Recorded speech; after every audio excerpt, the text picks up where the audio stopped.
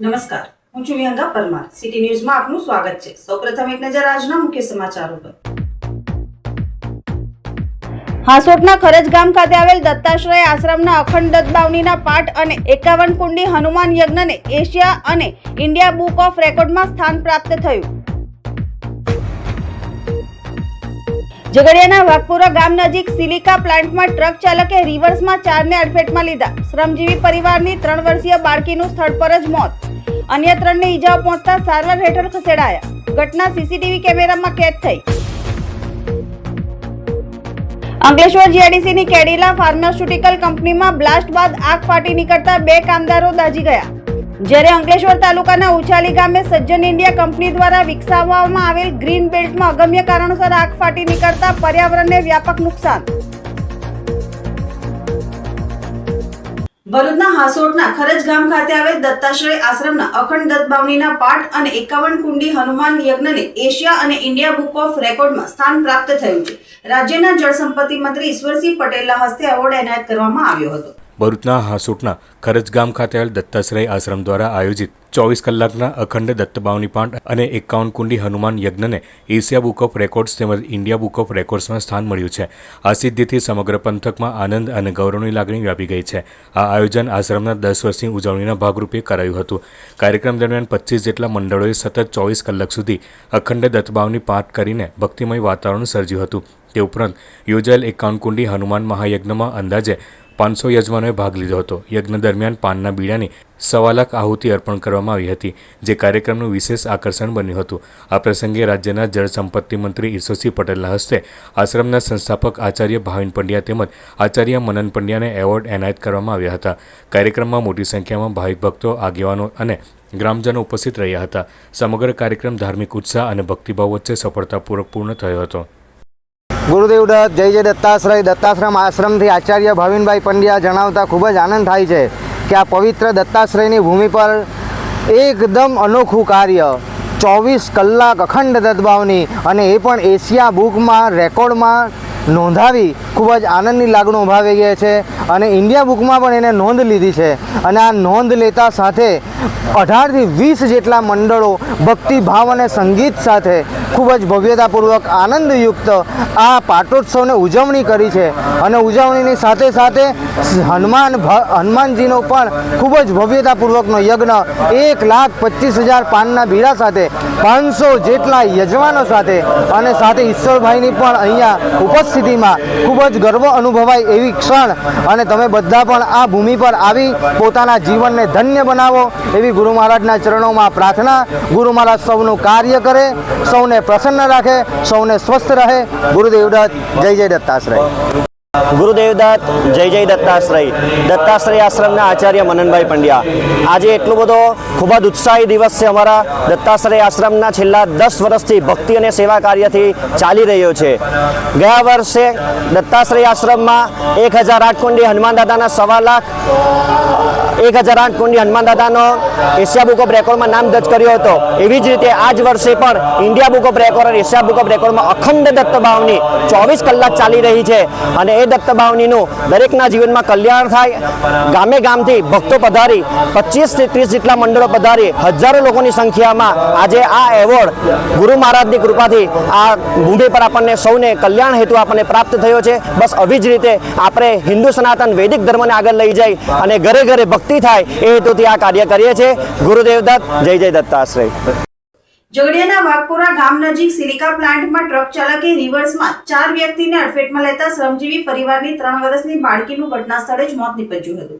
જ્યારે અન્ય 3 વ્યક્તિઓને ઈજા પહોંચતા સારવાર અર્થે ખસેડાયા હતા. ઝઘડિયા નજીકના વાઘપુરા ગામ પાસે આવેલ હોલસેલ સિલિકા પ્લાન્ટમાં મૂળ મધ્યપ્રદેશના જામુઆ જિલ્લાના રાણાપુર ગામ ખાતે રહેતા શ્રમજીવી મિથુન મહેસૂન નાનાનો પરિવાર હોલસેલ સિલિકા પ્લાન્ટમાં મજૂરી કામ કરે છે. ગતરોજ બપોરના સમયે મિથુન તથા તેમની પત્ની અને તેમના 4 સંતાનો સાથે સિલિકા બેગો ટ્રકમાં ભરવા માટે ગયા હતા. તેઓ સિલિકા બેગમાં ભરવાનું તથા તેને સિલાઈ મારવાનું કામ કરતા હતા. ત્યારે મિથુનની બહેન અજંતી ટ્રકની પાછળ કંડક્ટર સાઇડ પાછળના ટાયર પાસે મિથુનના સંતાનો દિયા, રિયા, આર્યન સાથે બેઠા હતા.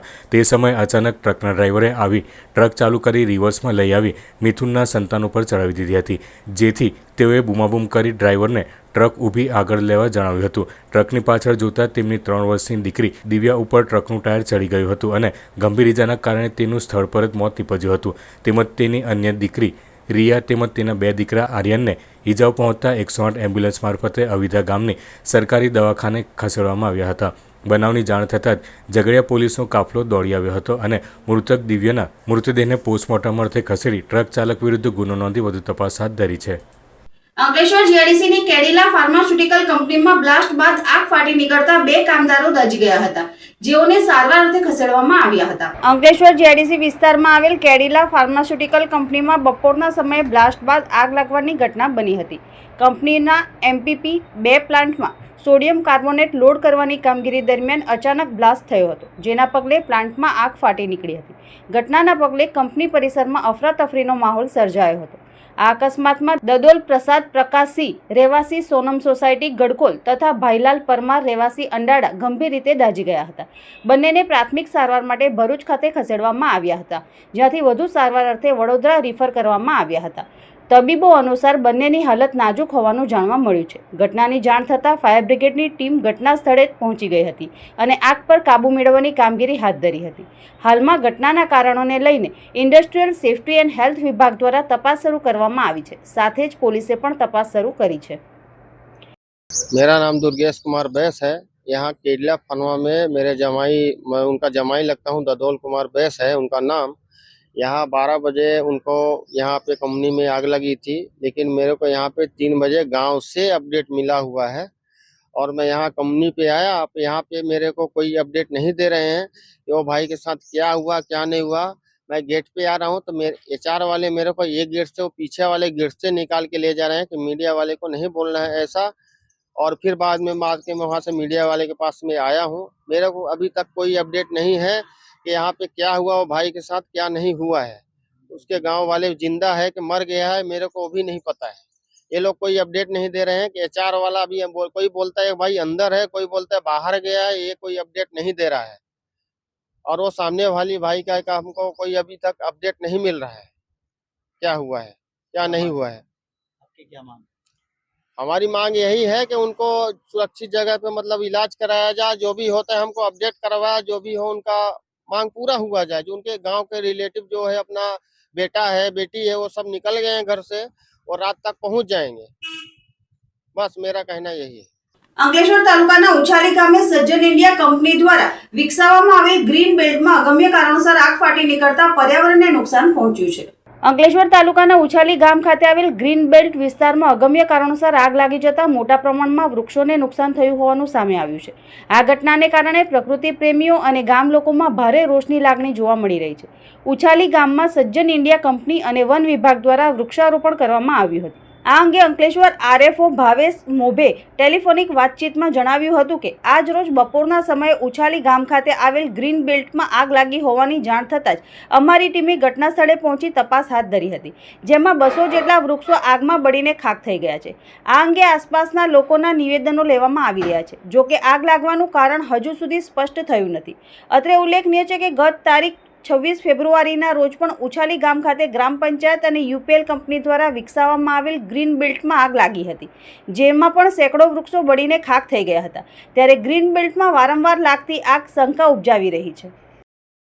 ભરૂચની પ્રતિષ્ઠિત શૈક્ષણિક સંસ્થા VCD ગર્લ્સ હાઈસ્કૂલે માર્ચ 2026ની SSC બોર્ડની પરીક્ષામાં ઉત્તમ પરિણામ મેળવી શાળા તેમજ શહેરનું ગૌરવ વધાર્યું છે. ગુજરાતી માધ્યમમાં શાળાએ 98.73% પરિણામ મેળવ્યું છે, જેમાં A1 ગ્રેડમાં 3, A2 ગ્રેડમાં 28 તથા B1 ગ્રેડમાં 29 વિદ્યાર્થીનીઓએ સ્થાન મેળવ્યું છે, જ્યારે અંગ્રેજી માધ્યમમાં 100% પરિણામ મેળવ્યું છે. ગુજરાતી માધ્યમમાં ફલકબાનુ મોહમ્મદ ઝુબેર મંસૂરી 94.33%, 98.82%, માનસી ભાવિનભાઈ પટેલ 92.67%, 97.63%, સુમૈયા તૌસીફ લાંગા 90.83%, 96.06% મેળવી શાળામાં પ્રથમ 3 ક્રમ પ્રાપ્ત કર્યા છે. વિષયવાર પરિણામમાં ગુજરાતી, સામાજિક વિજ્ઞાન, અંગ્રેજી, સંસ્કૃત અને પરિચન વિષયમાં 100% પરિણામ પ્રાપ્ત થયું છે. ગણિત વિષયમાં 98.73% પરિણામ નોંધાયું છે. પરિચન વિષયમાં સર્વોચ્ચ 99 ગુણ પ્રાપ્ત થયા છે. અંગ્રેજી માધ્યમમાં આયશા સિદ્દીકા જાહિદ હુસેન મલિક 94.83%, લાઇબા મોહમ્મદ અલી પટેલ 72%, સના ફાતિમા તાહિર હુસૈન ઇપ્રોલિયાએ 70.67% મેળવી શ્રેષ્ઠ પ્રદર્શન કર્યું છે. શાળાના ઇન્ચાર્જ પ્રિન્સિપલ સાજિદાબેને સફળતા માટે વિદ્યાર્થીનીઓને મહેનત, શિક્ષકોની અથાગ કામગીરી તથા વાલીઓના સહકારને શ્રેય આપ્યો હતો. શાળા સંચાલક મંડળે વિદ્યાર્થીનીઓ તથા શિક્ષક વૃંદને અભિનંદન પાઠવ્યા હતા.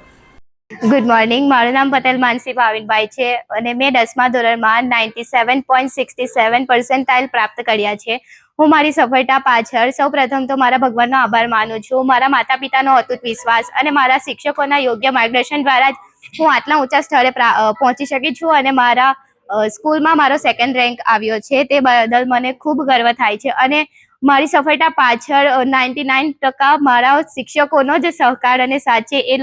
મારા શિક્ષકોએ ખૂબ માર્ગદર્શન આપ્યું અને એમના યોગ્ય માર્ગદર્શન દ્વારા જ હું આ સ્તરે પહોંચી શકી છું. Assalamualaikum. Myself Malik Aisha Siddiqa. I scored first rank in this school with 74.83% without tuition.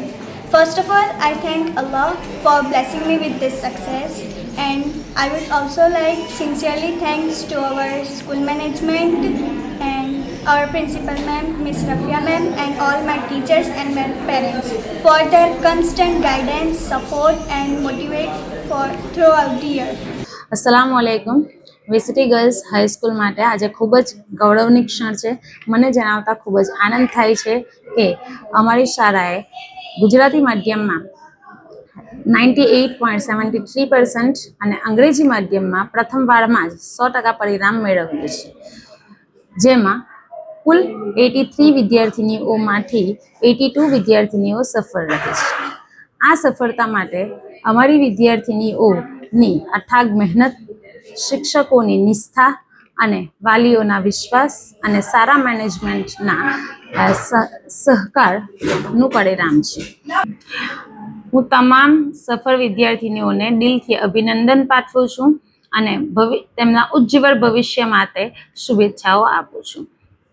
Sardar Vallabhbhai પટેલના નામ અને સન્માન સાથે જોડાયેલ મુદ્દાઓને લઈને આમ આદમી પાર્ટીના ભરૂચ જિલ્લા સંગઠન મંત્રી દીપક પટેલ દ્વારા એક નિવેદન રજૂ કરવામાં આવ્યું છે. તાજેતરમાં સરદાર વલ્લભભાઈ પટેલના નામ અને સન્માન સાથે જોડાયેલા મુદ્દાઓને લઈને સમાજમાં વિવિધ પ્રકારની ચર્ચાઓ અને લાગણીઓ જોવા મળી રહી છે. આ મુદ્દે સમાજમાં જાગૃતિ આવે અને લોકો પોતાના વિચારો શાંતિપૂર્ણ રીતે વ્યક્ત કરી શકે તે હેતુથી આમ આદમીના ભરૂચ જિલ્લા સંગઠન મંત્રી દીપક પટેલ દ્વારા એક નિવેદન રજૂ કરવામાં આવ્યું છે. દીપક પટેલે જણાવ્યું હતું કે સરદાર વલ્લભભાઈ પટેલ માત્ર એક વ્યક્તિ નહીં પરંતુ દેશની એકતા, સ્વાભિમાન અને સંકલ્પનું પ્રતીક છે. તેમના નામ અને વારસાને રાજકારણથી ઉપર રાખીને સમાજમાં એકતા અને સન્માન જળવાઈ રહે તે જરૂરી છે. તેમણે વધુમાં જણાવ્યું હતું કે સમાજને ભાગલામાં નહીં પરંતુ શિક્ષણ, રોજગાર, યુવાનોના ભવિષ્ય અને વિકાસના મુદ્દાઓ પર એક થવાની જરૂર છે.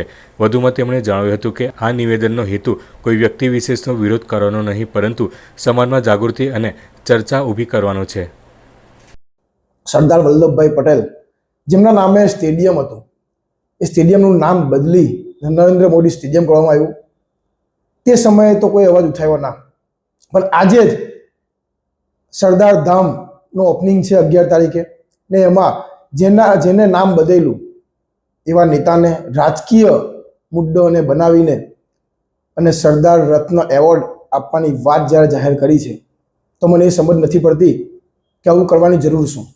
કેમ પટેલ સમાજમાં કોઈ આગેવાન હતા જ નહીં અને જેમને સરદાર પટેલનું નામ બદલીને પોતાનું નામ સ્ટેડિયમમાં બદલ્યું, શું કારણ એનું હતું, કેમ બદલવું પડ્યું ને આપણે એને જ સરદાર રત્ન એવોર્ડ આપવા તૈયાર થયા છે. જેટલા પણ આગેવાનો, જેટલા પણ ટ્રસ્ટીઓ આમંત્રણના વિડીયો સોશિયલ મીડિયા પર એમને જે મૂક્યા છે, થોડીક પોતાની વિડીયોની અંદર નજર પણ કરજો કે નીચે જે કોમેન્ટો લોકોએ લખી છે, જે મેસેજ લોકોએ લખ્યા છે, એ બધા પટેલ છે, જાગૃત પટેલ છે અને કોઈ ફેક કમેન્ટ નથી, બધા ઓરિજિનલ કમેન્ટ છે. તમે જરા વાંચજો, તમને પોતે ધ્યાન આવશે કે આપણું પટેલ સમાજ એનો કેટલો વિરોધી છે. વિરોધ હોવા છતાં પણ આ પગલું શું કામ ભરવું, સમાજને કેમ અલગ કરવું, સમાજને એક કરવાની વાત કરવી જોઈએ, સમાજને એકતા કરવાની વાત કરવી જોઈએ, શિક્ષણની વાત કરવી જોઈએ, આરોગ્યની વાત કરવી જોઈએ, સમાજની એકજૂથતા બતાવવી જોઈએ. આજે સમાજ એકજૂથ ને પણ સમાજ તૂટી રહ્યું છે.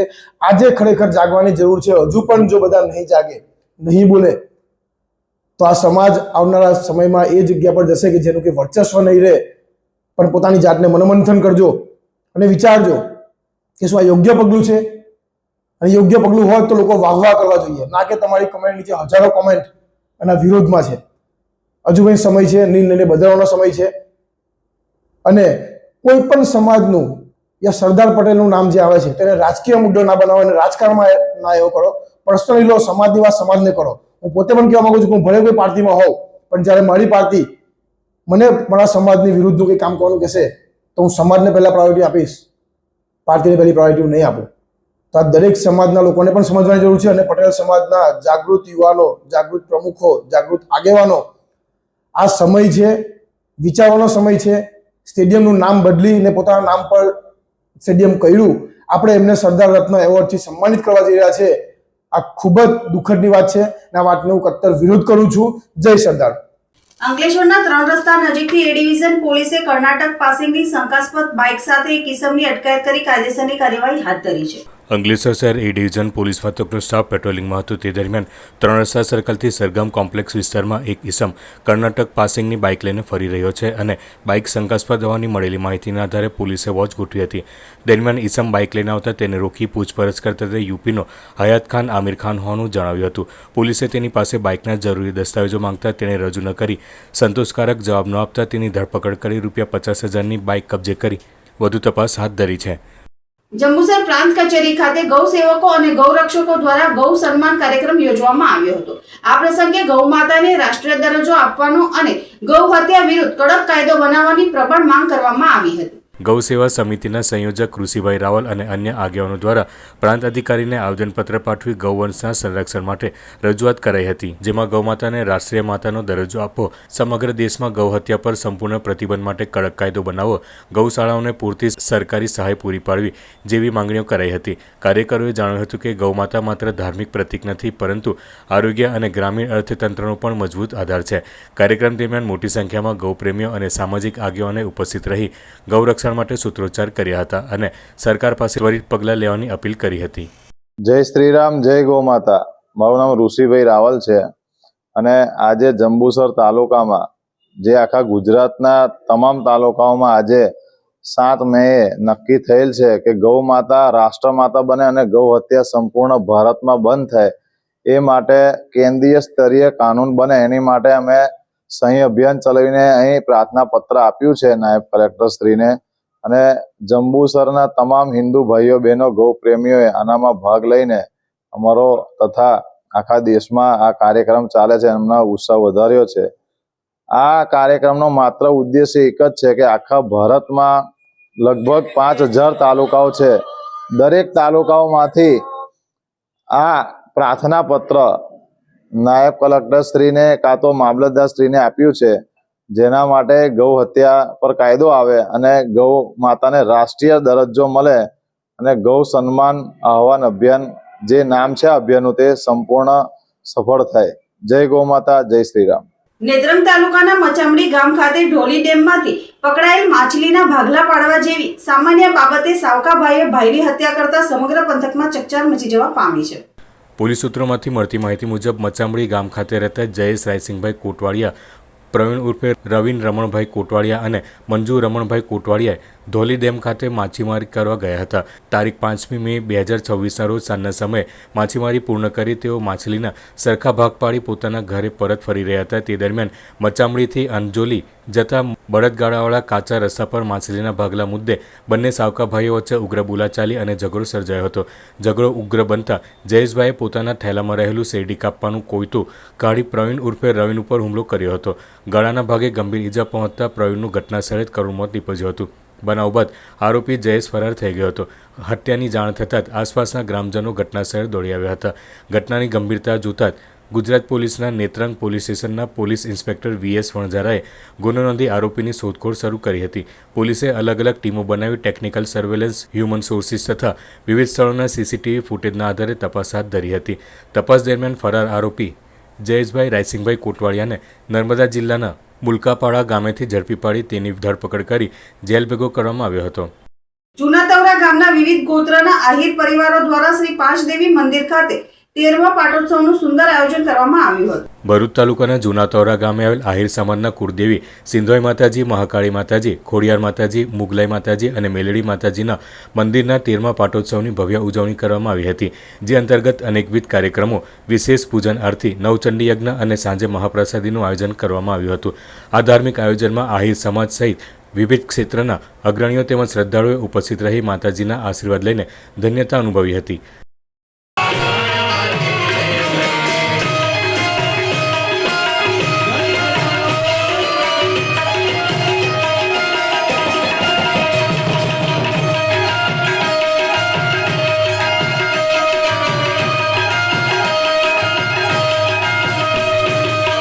અંતમાં મુખ્ય સમાચારો પર ફરી એક નજર.